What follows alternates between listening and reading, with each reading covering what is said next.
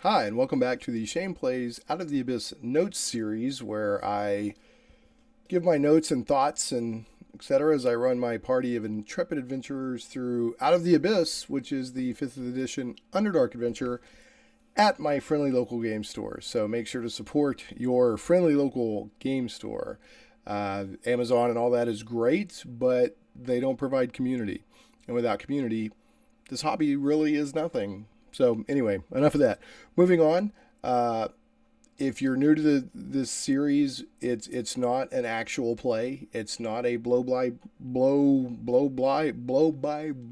recap.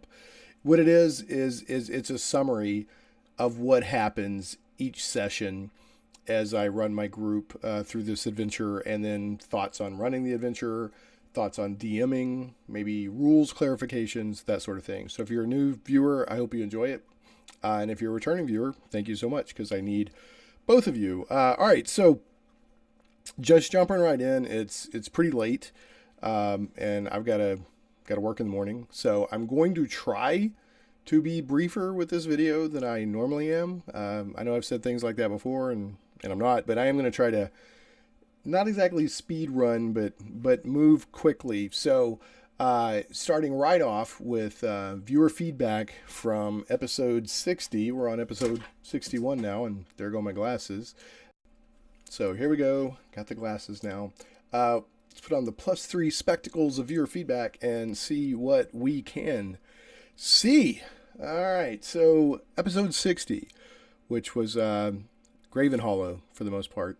Rob Plummer, returning viewer, returning commenter. Always enjoy Rob. Said, excellent video. We're at the same point in the adventure. We will be in Gravenhollow this Thursday.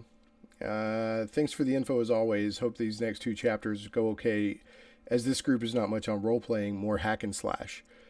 We probably will get the info and run off back into the Underdark. So, and I think I talked with somebody else about this similar on the Out of the Abyss DMs group on Facebook. But Gravenhollow and the chapter that follows, when you're meeting with the elf, the drow mage who wants vengeance on Menzo Baranzan and the drow culture in general, have been two of my favorites. And other than like random encounters or maybe something that you kind of inject into the mix, neither chapter really has a lot of combat in it. But they've been two of my favorites for the whole Out of the Abyss campaign. And I'm on like 60, this will be 61 sessions we've done now. And I think part of it is, one, because they're fun. They're a nice break in the tone of what's been going on. But two, they're just extremely straight to the point and well laid out. Boom, boom, boom. And a lot of Out of the Abyss isn't. A lot of the Out of the Abyss, the DM really has to do a lot of extra work. All of it can be fun. I'm just saying I personally have enjoyed running these 2 chapters. They've been high points for me. My players, I don't know. I think after Gravenhollow, I was like, that was really fun, right? And a couple of us were like, yeah, it was all right. So I'm not sure if they're having as much fun as I am. Maybe they just want hack and slash. So, but I did say that if your group needs combat in either of these chapters, you can rely on those random encounters. And or when you're in Gravenhollow, you can have them, if they're really being frisky and wanting to fight, you can have them get into it with the Galabdur Guardians, and there's a basilisk, it's a Veldaskar, is that his name, running around. He's an intelligent basilisk that can talk, and he has greater restoration. If you get turned to stone, he can unturn you. So you could get into a big mix-up if your players just want combat for whatever reason, and maybe they think a real person's an echo and get into a fight. I don't know, but you could have it be such to the point where the librarians, the 3 stone giants, want to kick you out, but the library itself intercedes, like, no, give them one more chance. So what I'm saying is, if you want combat or whatever in these chapters, you can figure out a way, to make it happen. And then Rob, I was talking with Rob, and Rob said he's just planning on several random encounters on the way to each location to kind of quench that thirst. Now, James Swanson said, can't wait to get to Gravenhollow, so different from the rest of the adventure and a big turning point in the story. I think my players will have a lot of fun. Yeah, I mean, it is cool, and it's a good turning point in the story. They finally find out what caused all this, and then they get a lead on how to stop it. So it is a big turning point in the story. It's the very beginning. It's the good beginning to what would be the third reel in a film, in my opinion. So, and then before that, James also said, "Thanks for the insight on Railroad sandbox campaigns. I always worry I railroad my players, but I agree you can't have a 100% sandbox game. Yeah, you definitely can if it's a prepackaged adventure. I don't see how you can do that. You know, maybe some other DM has a way that I haven't thought of. If you want to if you didn't watch the last video, and you want what I feel is a pretty good discussion on sandbox versus, you know, on rails, linear and on rails versus sandbox, and can you actually have a sandbox in a prepackaged, pre-published adventure? I feel is a pretty good discussion in the last video. If you haven't already seen that, you might want to go check it out. So then finally, James says, another question for you: how much do you integrate the lore of the Forgotten Realms into your campaign, if at all?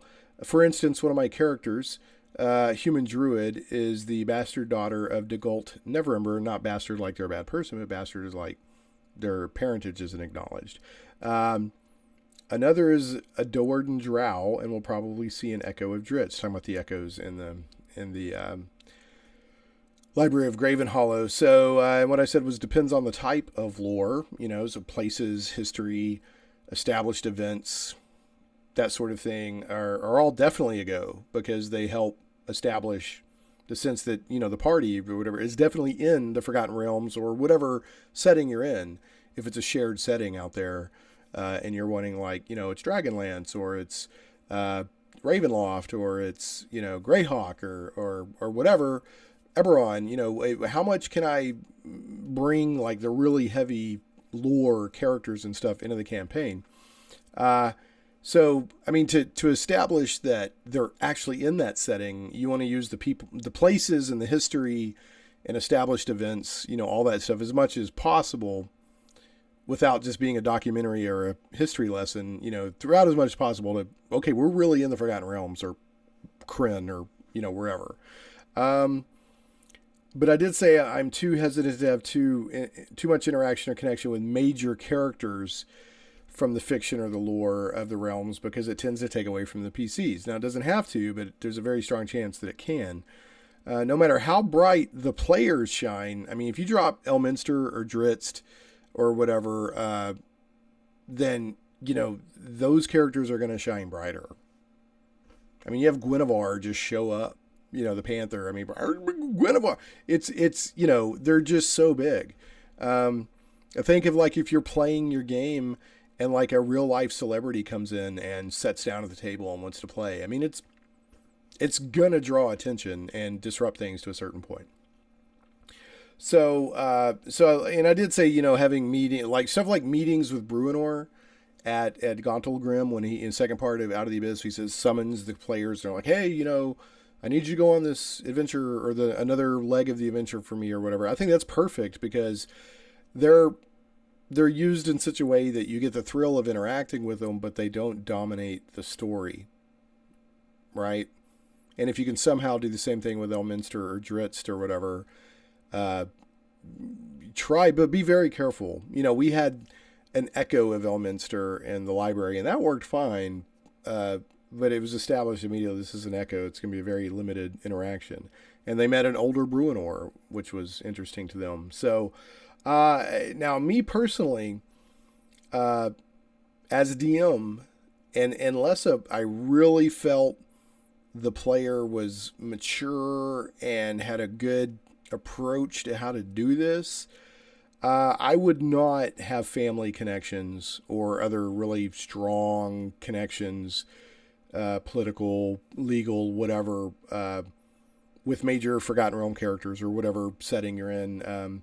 Myself, I would not have a player who is the, like, nephew of Dritz or something. And that's not exactly what James said, but something. I mean, that's just so, I don't know. It's like Rey. Suddenly you're Rey from Star Wars, right? And it has their backstory has more weight to it than like maybe the other characters. Like, because let's be honest, if you have a party of 3 players and one of them is playing Rey, one of them is playing Finn, and one of them is playing Poe from the new Star Wars trilogy, which one automatically has the more amazing, weighty, my stuff's really important backstory? Rey, right? Who are my parents? I'm incredibly strong in the Force. Snoke wants me, all this stuff. Go see my other video that I just recorded a few days ago on how much I hate the name Snoke. And it's actually, I feel it's a literal detriment to the new Star Wars trilogy. But anyway, that's an aside. Okay, that's just my opinion. If you have like some first time player, first level, and they're like, I want to play Dritz as a kid, or I want to be Dritz, brother, and whatever. I mean, you can do whatever you want. Speaking of sandbox, but I be very careful about it, because then also the players. Depending on the player, again, evaluate it on a case-by-case basis. That's why it's hard to have just one hard and fast rule on this kind of stuff. But, then you're going to be like, well, this happens. You're like, well, no, the player's going to be like, but in this book, Dritz did this, which means that all his family gets to do this, which means that I can override, or something like that. I'm just throwing a hypothetical out there. I don't remember reading anything like that, but, or no, you can't do that because Elminster would do it. And so be very careful about allowing that into your campaigns. In my opinion, anyway. So, my somewhat humble opinion. All right, I think I had one more. Let's see. Is that it? Yeah. I think I got one more here. Okay, yeah, and then that was actually going to be it. And then Valendrave, who comments occasionally and always has interesting comments. I actually made quite a long comment, which, as I said earlier, I'm trying to be brief. I'm not gonna read the whole thing, but I'll try to summarize. We talking about Veldaskar, the basilisk that's kind of a keeper guardian of Gravenhollow. He says, I like the idea of the basilisk having greater restoration if needed, and that's actually in the book. I mean, the book says that Veldaskar is not only an intelligent talking basilisk, but the librarians, the stone giants, have taught him greater restoration, evidently. Which begs the question, if a basilisk can learn, then why can't my 7th level cleric learn? But anyway, okay. And because that's something that keeps coming up. They're needing greater restoration. Now he has some good comments here about the madness is a mechanic in Out of the Abyss. If you remember, madness is a mechanic already in D&D, but there's this like sort of ongoing building up madness and more ways to get levels of madness in Out of the Abyss. It's almost, not exactly, but almost kind of like the sanity rule and sanity checks from Call of Cthulhu, because you're just being confronted with all this madness. So actually, I think it's interesting to put it in there. He says, but it can be hard to get stuff done with some of these madness rolls in the Dungeon Master's Guide. I agree. I like the mechanic of madness, but I had 2 characters at one time, or 2 players that their characters had madness. One of them would go catatonic, and another one was living in a daydream world. And yeah, it's like you have to keep up with it. It can affect combat. It can affect all this stuff, and they had no way to get rid of it because they don't have greater restoration. Their cleric isn't high enough level. And they, when they got some of this, they got this madness in Mantle Dareth, and they didn't think to ask around, does anyone have greater restoration for them? They just left, which is partially my fault, because I said, you guys mind if we montage this and go ahead and get out of here? And they were like, yeah, that's fine. I guess they could have said, can we ask for a cleric? But it's partially my fault, which is also one of the reasons why I've allowed Veldaskar, the basilisk. He's cured both of them now. He cured one of them last session, and he cured another one this session, because Veldaskar gets greater restoration like once per day, I think. I don't know if it's literally 24 hours or after he does a long rest. I don't know. I think it's once per 24 hours. And he talks about Dawnbringer, the Sunblade, which, by the way, my monk has been running around with Dawnbringer, that is a Sunblade, for months now, and it does say in the magic item description that if you're proficient with a longsword or short sword, that you're proficient with the Sunblade. However, it's technically a longsword, so really, Jeremy Crawford even said, went and looked up a ruling. He's like the main rules guy. He said, as written, a monk really shouldn't be able to use a Sunblade, which is basically the lightsaber of D&D, and then also keep all their monk abilities at the same time. He said, but he'd probably allow it in his game. That's kind of where I'm at. At this point, I'm not going to go back and retcon months and say, no, actually you were not able to use it. I'm just not going to do that. But I will say a monk with a Sunblade is a very OP combo. So just be careful with that. And Valendrave has asked about that a couple of times, which is why I've gone and researched it more than once. He also, again, go read his comment, but he's making Dawnbringer more powerful of an artifact, but the abilities will be revealed over time. And one of the things that he did, and I think this is pretty smart, was Dawnbringer can now do lesser restoration or greater restoration, but greater restoration takes more charges, which is pretty smart because they really need greater restoration in this at some point in this adventure. Now, if they have too easy access to greater restoration, it nullifies something like the madness or some other stuff. But still, it does get to the point where you're like, boy, I sure wish they had greater restoration. Okay.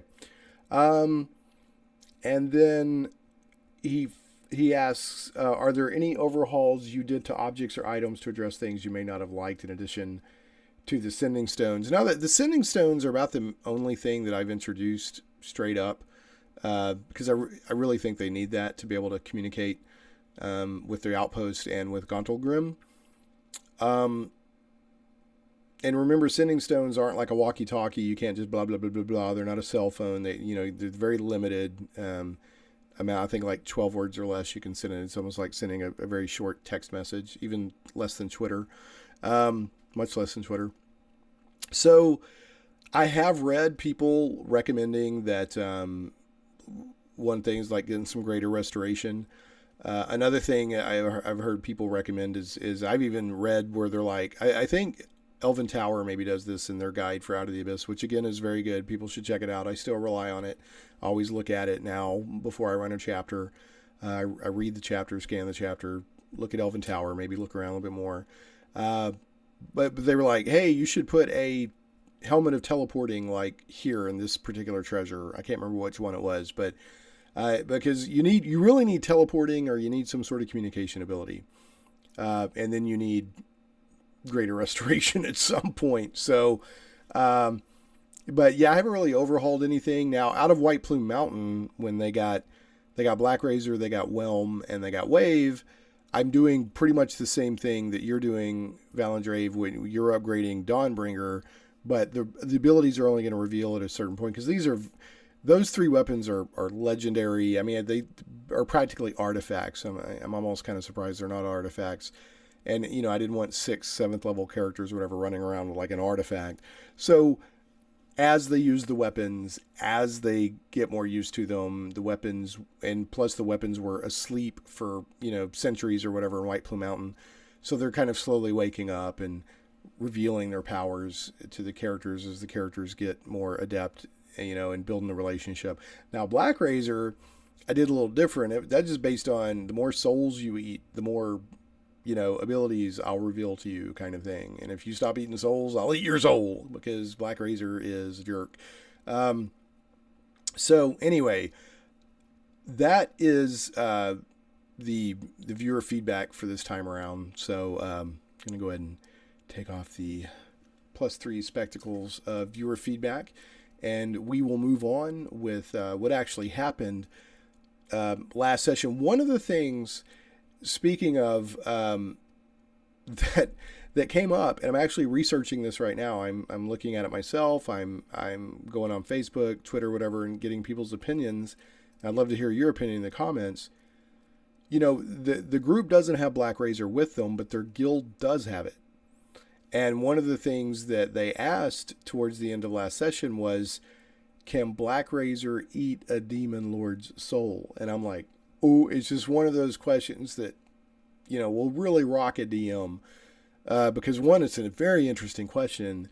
There's no specific guideline written down anywhere for that. This is where the DM has to step in and go, oh, well, let me think about it. And not only can it, but should it? Is that too disruptive to the game itself? Because when Blackrazor eats a soul, then the power of that soul goes into the sword and gives the bearer all kinds of abilities. So imagine sucking up an entire demon. I mean, that's crazy. So for game balance and other things, I'm thinking about it. But, it's a good question. And, I'm asking around, and people, on Twitter and Facebook, and people are like, well, demons don't have souls. And I'm like, okay, well, cool. But is that headcanon, or do we know that? Is that actually in a reference anywhere for D&D? Is that in D&D lore that they purely don't? Other people are saying that like, a mortal creature would have a physical body and a soul, whereas a demon lord or demon, all they are is soul, right? So love to hear your thoughts on that. Do they have some sort of soul? Can Blackrazor eat it? And if so, what result would that be for such a powerful meal, if you will, like the meal of meals for Blackrazor? And then, what benefit, would that then put on the wielder? And should I even allow that? So, love to hear your thoughts on that. And it's interesting. I'm reading Xanathar's Guide to Everything right now to get ready for the review that, yes, I'm still working on. It's still coming.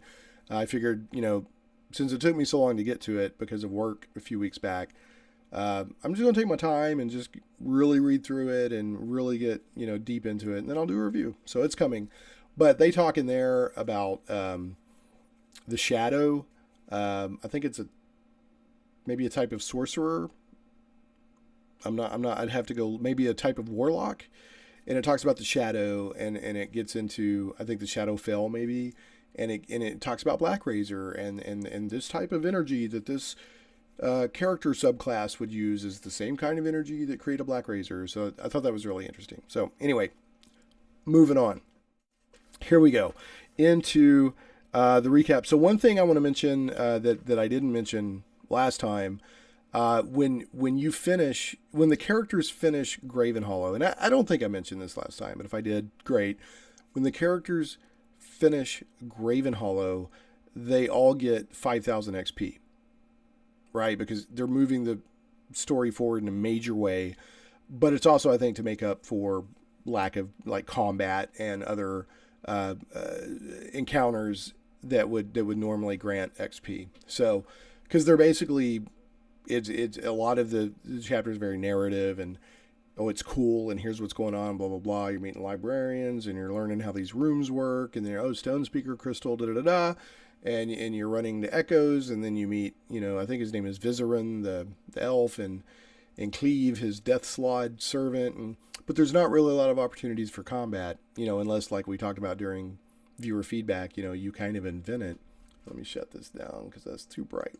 Whoa! So they give you, it's on page, XP awards on page 159. The character should leave Gravenhollow with a clear picture of what's happening in the Underdark under the influence of the Demon Lords, and the roles that Gromf, Banray, and Lolth have played in creating the crisis. Each character gains 5,000 XP for learning the truth. 2 of my players were gone for the main Gravenhollow session because it was the week of Thanksgiving, even though we played on Tuesday. But I didn't, and I think one did not feel well, has had recurring medical stuff, and the other one we already knew was going to be out. But I didn't punish them. They went ahead and got to 5,000 XP because they did participate in, when they returned, we had a little bit more Gravenhollow to do. Now, if they'd been gone for 3 or 4 sessions in a row, maybe I wouldn't have given it to them, but it's whatever, gave it to them. And so when we finished last session to take this session up, literally, Vizeran, they had just seen the visions, or the bard using the stone speaker's crystal had seen the vision of Gromf Banray, screwing up the summoning spell because Lolth was manipulating him, and now the Demon Lords are in the Underdark because they got mixed up with the power of the Fair's Rest and all this stuff, and this is what Lolth wants. And then he saw the vision. I had that happen of the library basically forced that vision on him of Lolth with thousands of eggs in the abyss, and she's like, and saw him scrying and came after him, but then the library interceded with its protections and shut it down before she could get to him. But he did suck a level of madness from that, because that's the vision in Gravenhollow for Lolth. You have to, it specifically says you have to roll whatever, and if you fail, then you get a level madness. So he went running off screaming, and they finally got him and all that. It was just it was the lowest level. There's temporary, prolonged, and then indefinite, something like that. There's like 3 levels. Indefinite just stays with you until it's cured. But he got the one that just lasts a few minutes. Like you roll like a D4 or D6 or D8, something, and it sticks with you that many minutes. So he's just running in fear, and that somebody tackled him and they held on to him. And I think maybe even lesser restoration takes care of that. So it's just the indefinite madness that you need greater restoration for. So anyway, Vizeran, who they had already met, he's like, okay, I see now that you know what's going on. And he gave them his big speech, which is on page 159. Like, I know what needs to be done. I know what's going on. Let's work together, etc., etc. And so then that's where we ended last video. In this video, this session, I picked right back up there. Did a decent recap for the 2 players that were gone, which leads me I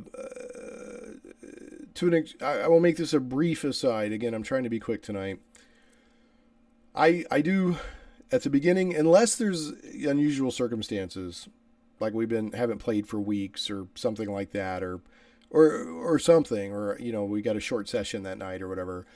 At the beginning of every session, everybody rolls a d20. Whoever rolls the lowest needs to recap for everybody what happened the session before. And you have to, if you weren't there that session before, then you can't participate. But as long as you're there, I expect people to take part in the roll, and then based on how well they recap, I'll give from 1 to 100 XP, and then I'll kind of fill in maybe additional details that I want filled in, or maybe other people at the table, because people like, while the person's and somebody, they'll be like, oh, and I'm like, no, let them, and then they'll, when they're finished, obviously, then I'll fill in and ask other people, is there anything else you want to add? I have one player that just hates that, and they're like, oh, don't let it be me, and so here's my thing on this, and it wasn't super touchy, but we had a little bit of a conversation about this at the beginning of last session, because I've tried to make this point several times. One of the expectations that I have as the DM is, if you're an ongoing member of the group, it is everybody's responsibility to be aware of what's going on with the entire adventure and everybody in the party, and not just your player, your character. You need to be aware of everything. It's part of the social. This is a group thing. This isn't an individual thing. So unless somebody has mental problems, or wasn't there the week before, or some other extenuating circumstance, then I expect, that you pay attention. And this is one of the tools that I do. 1, it gets you XP. 2, it encourages people to pay attention and remember. And 3, some people enjoy it. They're like, oh, I want to recap and all that. So, if somebody's just dreadfully embarrassed or way too shy or has social anxiety, that's fine. I'll excuse them from it if they talk to me about it or whatever. But if it's just, oh, I don't want to do it, and they were like, well, I work, and I'm in other D&D games, and I'm like, that's not, I like you, but that's not my problem. If you're in other D&D games, cool, be in other D&D games. But if you're in this game, that's all I'm focused on. And I expect every player, every participant to, within reason, be aware of the greater adventure and be aware of what, not just show up and roll a dice, because the more engaged you are and know what's going on, the more everybody benefits. So, it got a little touchy. They were like, well, I play another, and I was just like, that's not my problem. And other people at the table were kind of nodding, like, right, that's not his problem if you play in other D&D games and can't remember what's going on in this one. So, if this player is watching this video at some point, I like you very much, right? This isn't about whether I like you or not. But that's one of my expectations. If you're going to be in the game, especially when I allow the game to be larger than normal, I've got like 7-8 people coming, and it's been up higher than that before, because it's a game store and we're making room for everybody. I expect you to be engaged.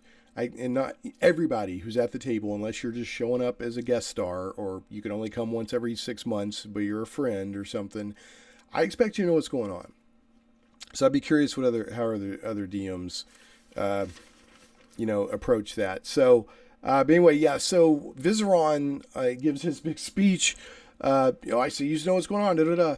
And so we took right back up there at the beginning of the session, and so he's just sitting there like I've played my cards. I've reached out. What do you think? And so the group, they just kind of look at each other across the table, and they're all kind of looking around, and then they engage in all this out of character crosstalk. Well, let's go. We need to go do more future visioning to see how to defeat the demon lords. And so I was like, can we trust this guy? And somebody else was like, well, I still want to go figure out how to do greater restoration. And then somebody else was like, well, I want to go look at maps. And because they didn't, this went on for 2 or 3 minutes, and because none of them said this is out of character, once they kind of finished, I said, okay, well, none of y'all told me that was out of character, so that was all in character, and he just heard everything you said. And they're like, because literally it was like, this major moment in the game. I know what's going on. I know how to defeat. What do you say? And then everyone's like, oh, well, let's go look at maps, or let's go figure out how to defeat the demon lords. And, he's like, I just told you I know how. So it's kind of a fun moment, but I was also kind of making the point that, really, he just told you that he knows what's going on and he knows how to defeat the demon lords. We should all work together, and you want to go continue researching something that has nothing to do with that. I mean, that's the main quest. So, I kind of did that to kind of jiggle it a little bit, but also it was a fun moment. They're like, and it was a good time to remind about, if you're out of character, you need to make that clear, because everybody's able to do, well, I want to do this, and nothing was super clear in their conversation. It was out of character. So I went ahead and made that in character. And I mean, he was like, he interrupted him, and was kind of offended, and he's like, I just told you that I know what's going. I mean, this was a drow. This is a drow mage. This is a haughty drow mage. And he's like, did I choose the wrong adventurers? Should I find somebody else? And then he's like, but first he's like, did you not hear me? And they're like, and it was kind of a fun role-playing moment. If it sounds like it was kind of heavy-handed, it wasn't really presented that way, or it wasn't done that way, but it was kind of fun. But it was also kind of a moment to, I was like, really, you guys want to run off and research maps and how to make potions and all that, and like a major nugget of the campaign just dropped in your laps. But anyway, so that was kind of fun. So what they did was they kind of talked, and he introduced Kleve, the death slaad, and that was kind of a fun, comedy relief moment. We kind of played Kleve for a little bit of comedy relief, especially because later in the campaign, or later in the session, Wave, who always wants to basically evangelize on behalf of a sea deity, started trying to do that with Vizeran, the dark elf, and Vizeran's like, so he said, Kleve, talk to the trident. So then for like the rest of the session, or the rest of the journey to Vizeran's tower, Kleve is just having to listen to all this stuff, and it was really fun. I mean, we really had a lot of fun with that. We actually had a lot of fun the other night. We were laughing a lot. But what they did, he's like, okay. He's like, I can see I've surprised you and kind of caught you off guard. He's like, let us talk in the morning. He's like, I will, meet you in the morning outside the guest quarters or whatever, and let's talk. Give you all some time to think about it. So he, and then him and Kleve leave. So Kleve and leave and Kleve. That's sort of a biblical thing, like you leave home and cleave to your spouse or whatever. But anyway, just kind of struck me all of a sudden. And the kind of cleaving we're talking about in the Bible does not involve a death slaad, let's be honest. So what they did was they were, okay, that's great. Yeah, sure. And so what they did once he left was then they were like, okay, let's do all this other stuff we want to do. So they asked for vision of the future. I can't remember exactly. I think they asked for like how to defeat the demon lords, or do they get defeated, or something like that. And it's very clear in the book after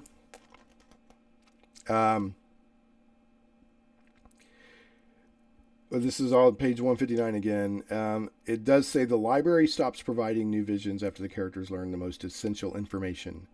If the players persist beyond that point, their efforts prove fruitless, and the librarians or their assistants suggest there's no more they can learn at this time.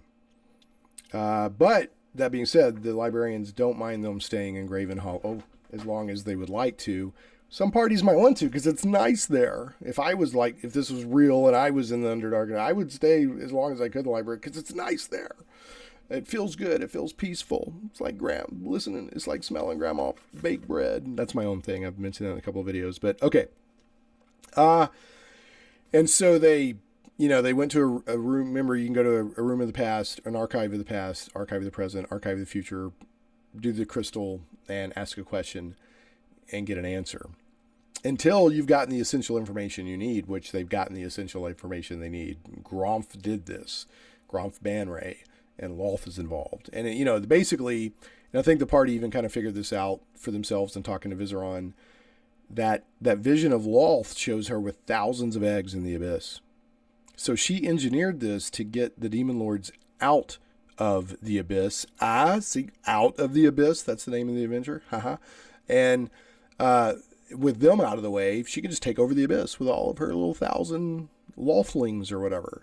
So, in some way, the demon lords are victims of this as well. But that doesn't mean we pity them. Just saying, they didn't invade. They were kind of kicked over to the material plane in the Underdark by the summoning spell of Gromf Banray that was manipulated by Lolth. And it infected. They learned that the spell and the demon lords coming in, their madness is spreading through the Fair's Rest. That's how the madness has been spreading through the Underdark, and the Fair's Rest is a very essential part of the Underdark. It's everywhere. It makes teleporting hard, makes scrying hard, can do random effects if you throw a spell in there's all kinds of crazy stuff. So, but yeah, they want to learn more about Vizeran and his plan, and also how do we defeat the demon lords, and they were just getting nothing. So I think then they went to like a archive of maybe the present or the past and tried. Nothing. So what they were thinking, they found out later they were wrong. One of the librarians basically informed them of what was going on. They were thinking, the bards saw Lolth and got some madness and all that. So they were thinking, with that vision and the madness that he got and everything, that some madness kind of got into the library or messed up the stone speaker crystal or something, which was a pretty good theory. I thought that was a good theory, but it was wrong. I love when players are puzzling stuff out and the answer and you see their creative and thought process, and sometimes you're like, oh, that's a really awful theory. But then sometimes it's like, oh, that's a pretty good theory. And then sometimes they just nail it and you're like, how do they figure that out? So anyway, that's one of my favorite parts of being a DM. Now, I do think the way that the adventure is written, and I'm pointing over here because my book is over here. I do think the way it's written, that the visions that you can get in the library once per day with a Stone Speaker Crystal of the past, present, or future. Maybe those still work, but the ones that definitely stop working are where you ask a specific question and then you expend charges out of the crystal and then you get a vision that has something to do with what you want to know.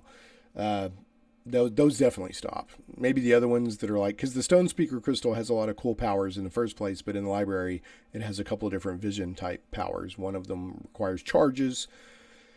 One of them doesn't. Is just a once a day thing. You can do one past vision, one present vision, and one future vision per day. But it's just a vision. Show me a vision of the past, or show me a vision of the future. But it's not asking a question and getting a specific answer via vision. So there you go. So anyway, the next day, they meet up with Vizeran. They come out of their quarters, and Vizeran and Kleve the Death Slaad are there, and they all talk, and they decide to go with Vizeran to his, I think it's the Tower of Asajj, I think is the name of it, which means revenge in drow, undercommon. And there's two or three different ways this can go. They can just say, Vizeran, we're not interested, and they can leave and flail around in the Underdark, and then probably you'll have to find a way to get them hooked back up with Vizeran. Or they can say, we're interested, but we got to go do some stuff first, in which case he will give them a map, and that map will get them to his tower, and it also, I think, gets them access through a secret door, or he can just travel with them. So if for some reason the party wants to, when they leave Gravenhollow, they don't want to go directly to his tower and talk, then, there's ways to still get them there. But they just decided to travel with him. And as they were leaving, Veldeskar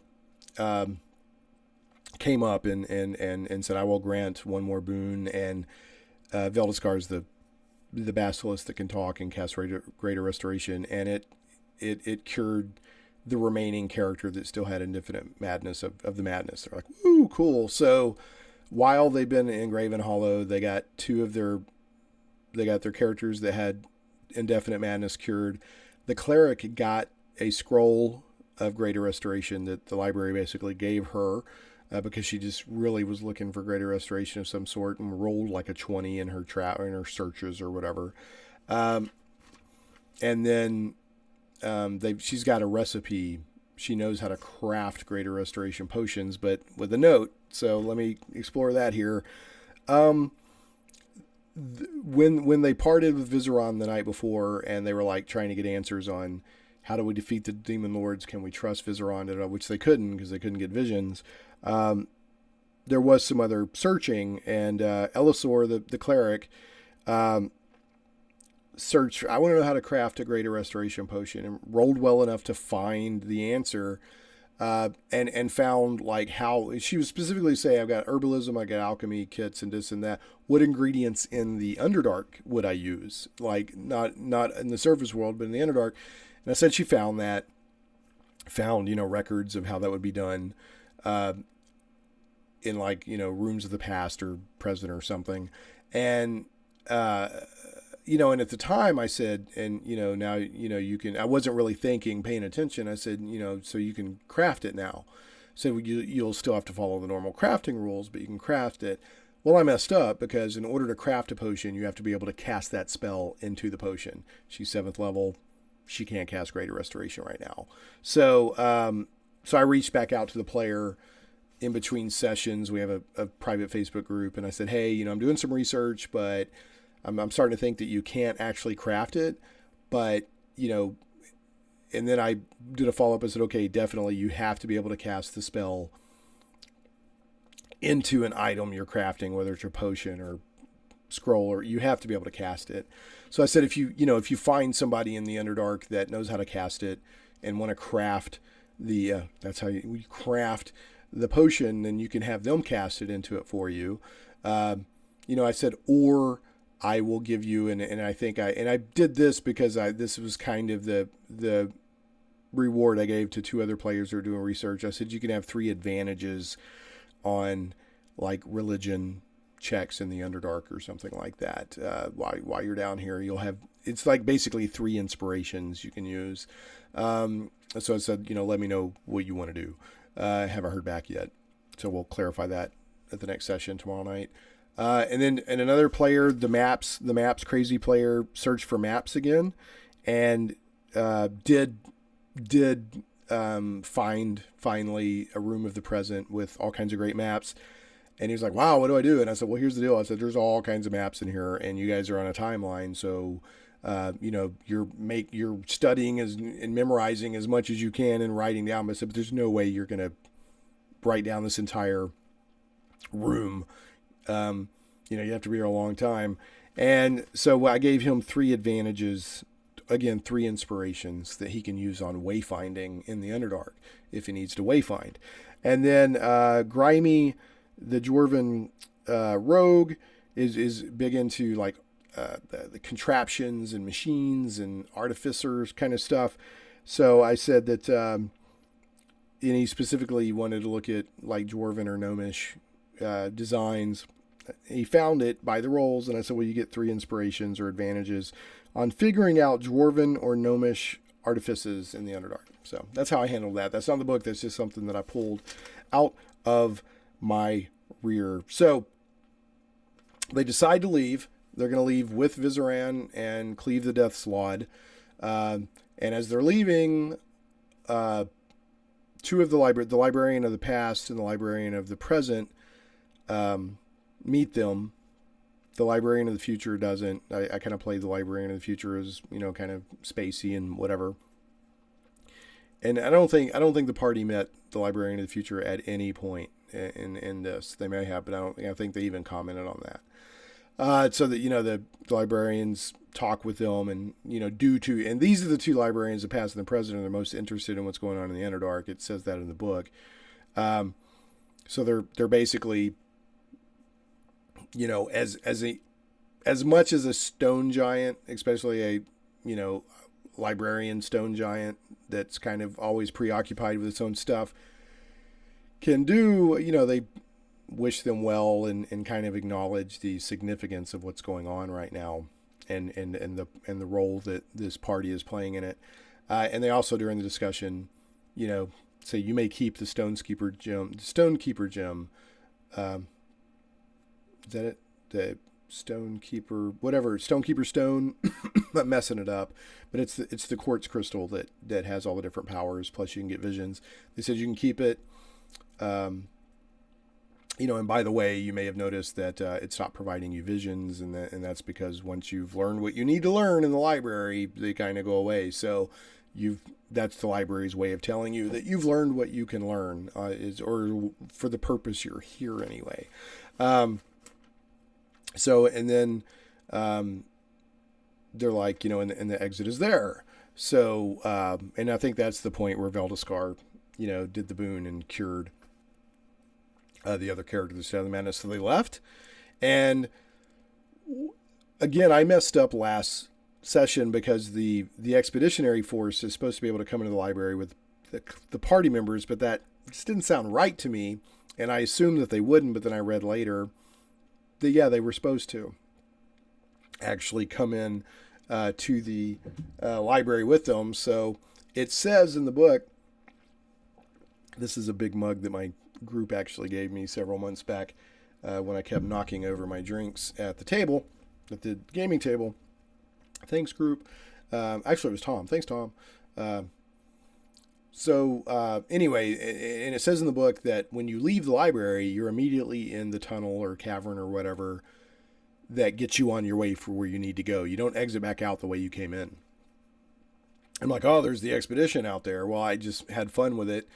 And they exit, and there's the expedition and the expedition looks kind of confused, like, what are we doing here? So they just suddenly are there, in the optimum spot to go to the tower, the next chapter with Vizeran. So that, kind of had people like, what is going on? And then, they're like, what is this drow doing? And whoa, there's a death slaad. And so we kind of had some fun with that. And then what I had Vizeran do, Vizeran just very arrogantly, like without even asking, just assuming it is his right, just goes and gets on one of the on the giant lizard mounts and claims it as his own, and everyone's like, oh, and and that was kind of a last minute, very spontaneous thing that I did, but it was fun. And the party's like, well, whose is it? And I'm like, I don't know. And so they did like a random roll to determine whose lizard he took. And it was the cleric's, and she was not happy about it. It's like, I think she was about to pick a fight with Vizeran, which would have been a extremely bad thing to do. They may have defeated him, but he would have done some serious damage. Plus, okay, he's got the answers for what's coming next. In game terms, he's the plot hook for everything that comes next, or at least this part of the adventure to get them moving forward to where they need to go. So one of the monks was like, "You can have my lizard. I'm fine," and kind of resolved that. And it was never even addressed by Vizeran. He just, this is my lizard, and that's all there is to it. And they noticed that. I mean, that lizard is like, boom, his lizard from that point on. He just like dominated that lizard. So it was a fun little moment. And I also ad-libbed that when they come out of the Underdark, come into the Underdark from the library, it just feels awful. They can literally almost feel the madness in the air, and it's just nasty because the library was so peaceful and free of the madness. So they come out, and it's just even more apparent how bad things are in the Underdark now. So I kind of ad-libbed that. Now, what happens next is, assuming they go straight to the tower of Vizeran's tower, whether with Vizeran or with his map, you go to chapter 12, which is the Tower of Vengeance, and the tower's name is Araj, and that is a drow word for vengeance, because Vizeran, he is genuinely an ally of the party at this moment. Their interests align. And I think that one of my players did an insight check on Vizeran, and I was like, I think they rolled like a 12 or something. And I was like, well, he seems like he's really, wanting to work with you. So here's the thing with Vizeran. He hates the drow culture of Menzoberranzan and would love to see it destroyed. He hates Lolth. He hates how the matriarchal structure of Menzoberranzan drow culture keeps men down. Male drow down, like you have to be a mage and rise up to get any sort of respect or live any sort of decent life as a male in drow culture. So really his intention, I mean, he does kind of want to get rid of the demon lords because he's like, yeah, this is bad, but he also wants to use it to his advantage by having the demon lords wipe out Menzoberranzan. So he has a scheme to concoct, I think, this thing called like the Dark Heart or the Heart of Darkness or something like that, and it needs all these crazy components. Yeah, he wants to create this crazy thing, and then it'll summon all the demon lords or attract all the demon lords to one place.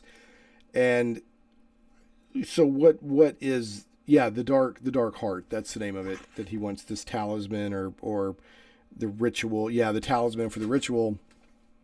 It'll bring all the demon lords together, and what he wants them to do is fight it out. He wants the demon lords to duke it out, and then the ones that are left over that are weakened, then the party and whoever else can take care of them. And when they're defeated on this plane, they'll go back to the abyss. So, and then. I'm not sure, a lot of the demon lords probably don't want to necessarily go back to the abyss. Like, hey, we're here now. Let's conquer the prime material plane.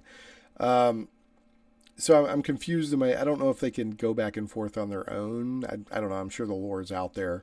But that's basically what, he needs the player's help to collect all these crazy ingredients, which we'll get to here in a second. I mean, these ingredients are cray-cray. And then he's going to do this talisman, and then, but what he really wants, he does want to get rid of the demon lords, but he wants Menzoberranzan to be destroyed by getting all the demon lords to come there and fight, and then send the demon lords back to the abyss so that they can counter Lolth's plan. Now, his Vizeran's, and he's a drow archmage. It's no laughing matter. Again, his goals align very closely with the party's right now. But he's not their friend, and if it came to it, he would sacrifice them or whatever, without a moment's hesitation, if it furthered his goal. So, of course, I haven't told the players that. They probably could figure it out for themselves. But, I mean, this is a drow archmage, and he's not a good guy. He's angry and wants vengeance. And Gromf Banray and him basically were both coming up together. And then Gromf did political maneuvering because they were both strong in magic, but Gromf had a better political maneuvering mind and maneuvered things into accusations of blasphemy against Vizeran and got him exiled out. And so for all these years, centuries maybe, Vizeran just had his little tower here, vengeance, Araj, and he's just stewed against Gromf. He wants to avenge vengeance on Gromf, who is the person who, created this, that was used by Lolth, the Archmage of Menzo Bronzan, to cast the spell that was manipulated, that brought, he didn't know he was bringing all the demon lords in. He thought he was doing something else. And Gromf has disappeared, by the way. That's one of the things that Vizeran says. Now, a couple of things you need to know about this cavern that has Vizeran's tower in it. One, this tower is a stalagmite. G is from the ground up. Stalag for ground. Stalactite is C for ceiling, right? So stalactite, the C is from the ceiling down, and G is stalagmite is from the ground up. That's how I remember it anyway. It took me years to get that memory trick. It's a huge stalagmite that his tower is built in. And the cavern itself is large enough that the expeditionary force can stay in it while the main player characters go inside the tower and talk. Vizeran will not talk about the plan or anything. He will not really, he'll kind of, and it's, how many days? It's like a 12-day journey from Gravenhollow to his tower by the hexes and by the map in the book and all that. It's 200 and 88 miles, I think. So at a normal travel pace, that's 12 days. So, and between, when you're traveling to this cavern with the Tower of Vengeance, the Tower of Araj, you're supposed to use the random encounters from Chapter 13, which is the Worm Writhings. I didn't, because every random encounter that was in there was a creature encounter, and we spent enough time in Gravenhollow before we left for the tower that I didn't want to have a combat. So I used the random encounters from Chapter 10, which kind of give new random encounters for Part 2 of Out of the Abyss. And, I think you can, NPCs can start going crazy in the party, the expedition, or they can get sick. And I rolled some sort of sickness. So, just as a quick note on that, you can give your players or NPCs diseases, and those are on page 257 in the Dungeon Master's Guide. And some sample diseases are cackle fever, sewer plague, sight rot, and then there's some poisons and stuff. So you want to be in Chapter 8, running the game in the Dungeon Master's Guide, around page 257. You can poisons and diseases. And I gave some of the NPCs got sight rot, but that can be cured, I think, with lesser restorations. And so I think Dawnbringer has lesser restoration. I think the Bard can do it, and the Clerics, that was no problem. But it was kind of a fun little moment. They come to this section in a side tunnel, and Vizeran goes up and blah blah blah blah, and this spidery drow script that says Araj, which means vengeance, shows up, and then a secret door opens. And, it's an Elvish script. Yeah, drow word for vengeance, an Elvish script. Opens up. If you have the map and you're not traveling with Vizeran, if you gave you a map, you can touch it to the secret door. Touching the map to the door causes it to open for 1 minute or until the map is more than 100 feet away from it. So if the characters travel with Vizeran, the secret door opens on his command. It says if the Vizeran's map, again, if Vizeran's not with you, but you have the map, comes within 10 feet of the door, soft purple light outlines the word Araj, the drow word for vengeance, across the surface in a spidery Elvish script. Touching the map to the door causes it to open for 1 minute or until you're 100 feet away with the map. So there you go. And it's kind of a small, twisty tunnel in there that, like, it's only single file, and sometimes you might have to go sideways and squeeze through. The lizard mounts won't fit. It says that very directly in the book. And one of the players, like, asked Vizeran, he's like, can you, like, polymorph or something our lizards? And Vizeran's like, I'm not your parlor magician, I'm not going to do that. He's like, whoever can come. If not, don't, whatever. Very haughty, very arrogant about it. So I think they left, like, the drow scout, and there's not drow scout. There's one of the NPCs is a scout. There's a couple of spies from, like, the Order of the Gauntlet or something like that, the Emerald Enclave, and they stayed behind with the lizards to keep an eye on the lizards, because the Scout's faction brought the lizards, and she doesn't want anything to happen to them. So there you go. So they go in. There's enough room in this cavern for the expedition. And then the party goes in and meets with, they powwow, basically. And it's up to the party or not if they want to stay in the tower. So once they're in and they're settled, and the tower is kind of described, it's kind of not, different levels are described. There's no map. I think Elven Tower or somebody they actually created a map for the tower. Elven Tower, strangely enough, elventower.com made a map for this tower. So anyway, that's ironic, I guess. I don't know. So anyway, and there's descriptions of here, the different levels. More information on Vizeran. There's a NPC named Gren Alstel that you want to introduce, because later in the adventure, chapter 15, he's going to betray a confidence and do a plot twist in the adventure. So you want to know about him. There's no other living creatures other than this apprentice drow mage, but there are lots of animated armors on every level. So if anybody gets out of hand, these animated armors will animate and basically act as security, and they'll move and fight at Vizeran's command. And then, they're all over the tower. And then there's unseen servants that,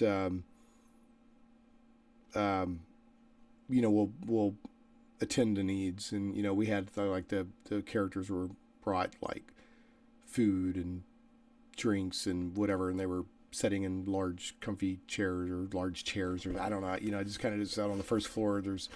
You guys kind of have a meeting, and there's these kind of like purple light spells that will respond to your, that kind of follow you around and provide you light. There's a central shaft to the tower, and then there's a staircase that runs all around it. My party was joking, there's always the spiral staircase with no railing. That's how you know it's an evil lair. But you can levitate up and down this shaft if you know the command words, and Vizeran will also go stand there and he'll levitate you up if you need to. If somebody pokes around, they'll find out that it takes a DC 15 Wisdom Perception check. Note signs that other humanoid creatures were recently present in Araj, including discarded clothing, moldering foodstuffs, and chains and manacles embedded into the walls in some of the tower's rooms.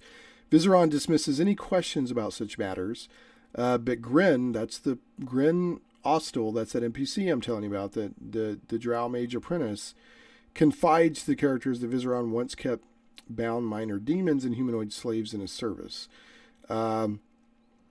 Vizeran banished the demons with the arrival of the demon lords in the Underdark, fearing some hidden connection between the creatures of the abyss. The slaves held by the drow archmage, most of them acquired from Gracklstugh, are all dead, either lost to madness and killed by Vizeran, or sacrificed as part of the preparations for the archmage's dark ritual.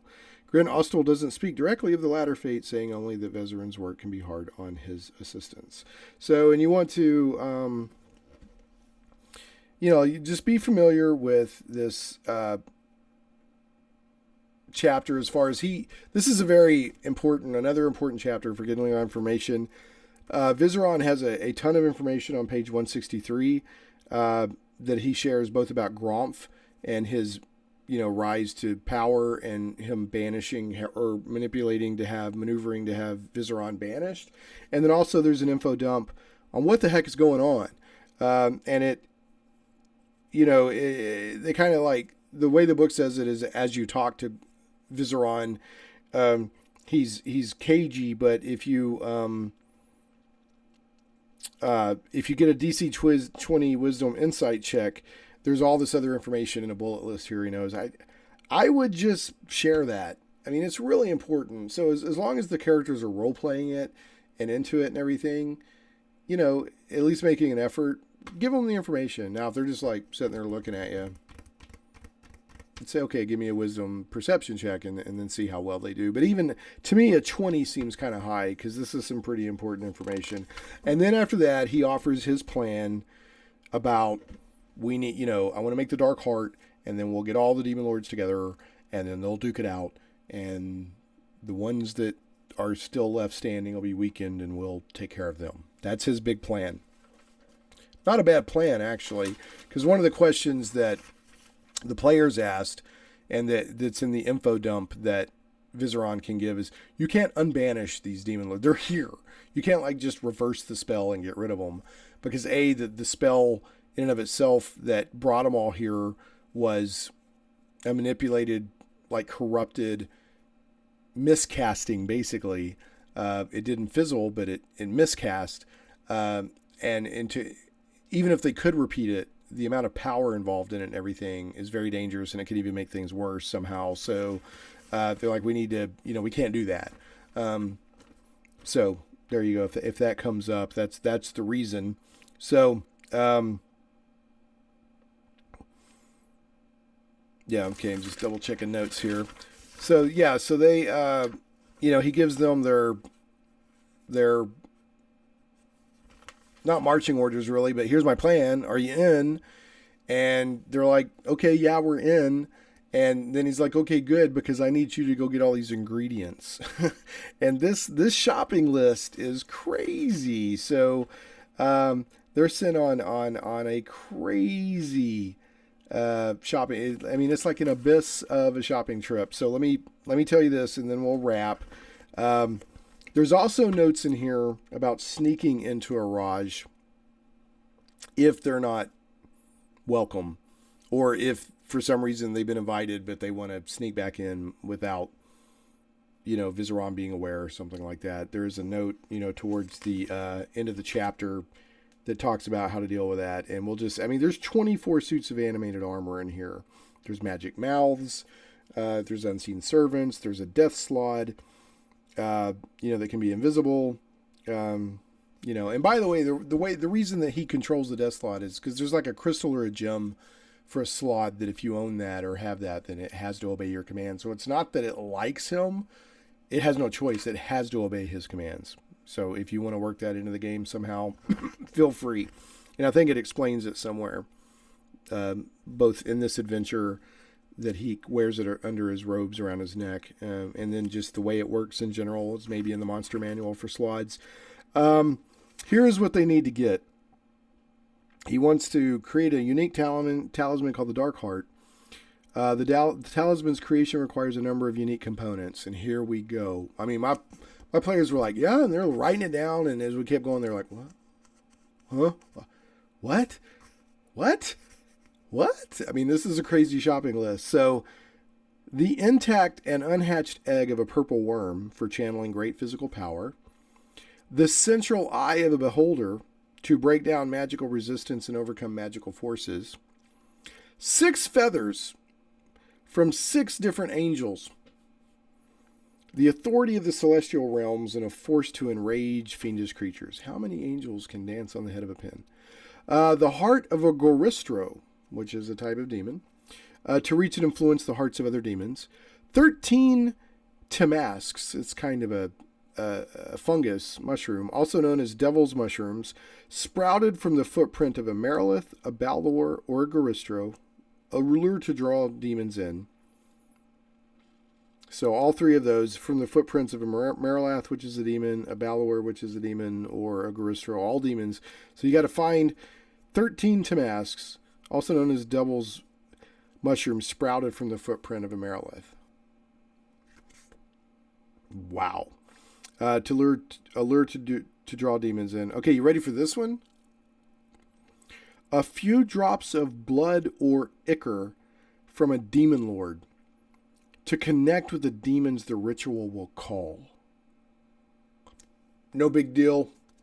Man, I can get that at the convenience store. What?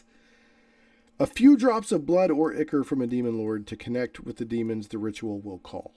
Wow. And then finally, Gromf Banray's grimoires and notes on his ritual to assist in better understanding the power that summon the demon lords. So, most of these ingredients have locations, and Vizeran will share that. That's next chapters, the worm writhings. I think the chapter after that's like the labyrinth. The Menzoberranzan, all of these areas have some of these ingredients. Like obviously you have to go to Menzoberranzan to go to Gromf's study or library or whatever to get his spell books and grimoires and notes. But it says right here that being able to acquire the Tamask mushrooms and blood from a demon lord depends on the adventurer's resourcefulness and on the opportunities found in other chapters of the adventure. What? Let me read this again. Being able to acquire the Tamask mushrooms and blood from a demon lord depends on the adventurer's resourcefulness and on the opportunities found in the chapters of the adventure. What? No. No. I paid $50 or whatever. Its retail price is $50 for this adventure.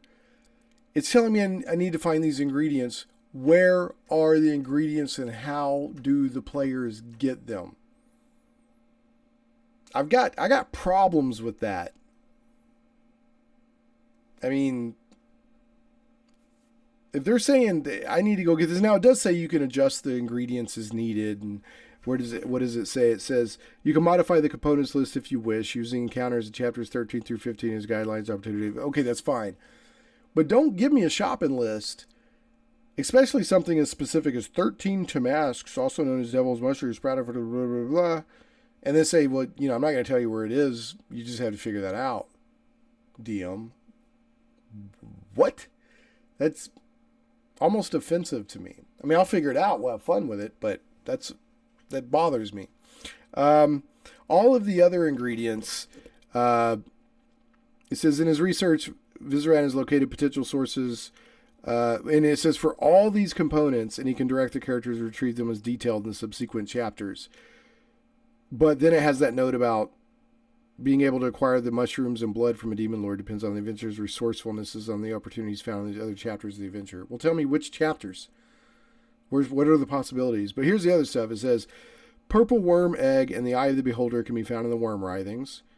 Chapter 13. The angel feathers and the demon heart can be claimed in the labyrinth. See chapter 14. And the grimoire is found in Menzoberranzan, the city of spiders. Chapter 15. And then the other two, I guess you'll get them or you won't. Crazy. Now there is a section on here about victory without Vizeran. I don't foresee us going that direction, but I guess it could happen. But it's up to you to determine whether or not the adventurers can succeed against the demon lords without Vizeran's aid. They might be able to implement his plan on their own, particularly once he has supplied them with the necessary components and information. The Dark Heart Talisman can be crafted for the ritual, which is chapter 15. It can be placed anywhere to draw the demons to it. Likewise, the ritual can be performed in any location in the Underdark imbued with Fair's Rest. Vizeran has kept this information from the adventurers only because he sees the ritual as his chance to destroy destroy Menzo Baranzan. Destrow? If you destroy a drow, is that destrowing them? Destroy Menzo Baranzan has taken his revenge on the drow who cast him out.